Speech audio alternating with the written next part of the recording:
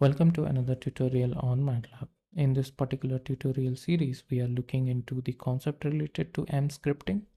And in the previous tutorial, we have seen what is basically a nargin and how function behaves based on different input arguments.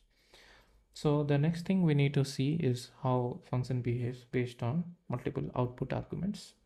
So that is related to the nargout. So as we already discussed, it is somehow similar to the nargin, but in this case the concept will be little different. So if you consider the same function which we discussed, so suppose we have a function which adds two numbers, suppose x and y. So suppose the function takes two numbers and it gives a output. So in this case we are expecting one output, so one output is expected. Okay, so one output is expected, so the function is giving one output. Now suppose I'm expecting two output. Okay, so here the function need to do some additional calculation, and this is the second output that is expected. So this is somehow more related to the output that is expected, and the concept over here is called nargout. So as we already seen, this is representing the number, this is representing the argument, and this is representing whether in or out. So this is out. Okay, so overall it is telling that the term is representing how many output arguments are expected. Let's see like how it is implemented in MATLAB environment. So if you see over here, we have a function, and this function has a concept called nargout. So this represents their nargout, and here you need to give two numbers and add operation. The output will be the number. Okay, so this is the concept that we will be using to implement the nargout implementation. So here the maximum number and its index will be taken out from a matrix or from an array. So in this case, this function shows an example of nargout. If you expecting one output, then output will be the maximum value. If you are expecting two outputs, then it will be output maximum value and the index in which it is present respectively. So it gives it in a order. Input can be a scalar or a vector. So let's try with a vector. Basically we can try creating a matrix, but till now we have not covered the concept of matrix, so we will be covering that later on. So for that we will be using a vector for now and see how things works. So first we will clear all the variables, and over here we will put a debugger because this is the first line of executable code that is starting from line 8. Now we will call the function with one output argument expected. So this I want to store in variable v.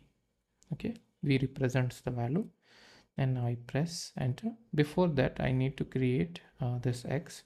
So let's keep it aside and first create x. So x equal to, I will create a random integer that will give you a good idea.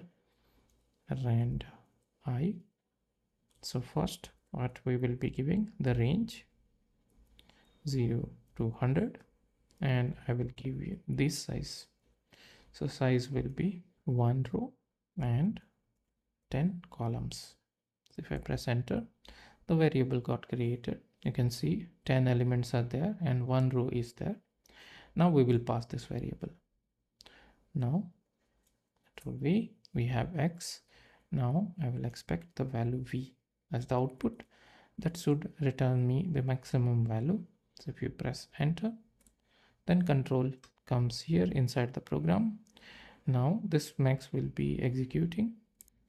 Okay, so now our input, our expected argument is 1. So it will check like whether narg out is 2 or not. Basically we know that this is 1, so this will get false. Okay, and the program ended, and we got the maximum value as the output, which is v as 95, 96. So v as 96. So this is the maximum value that we have.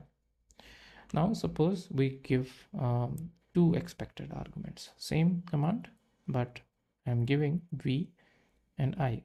So I gives the index, v gives the value.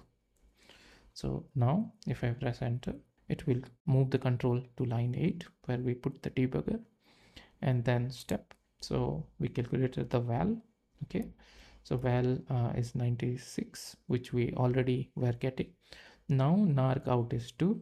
Okay, so if we step, then this is true, yes, and here we will be calculating the value and the index. Okay, so that we will get here. So index is 5 and the value is 96. Then we will be exiting the program, and at the end we will get two values.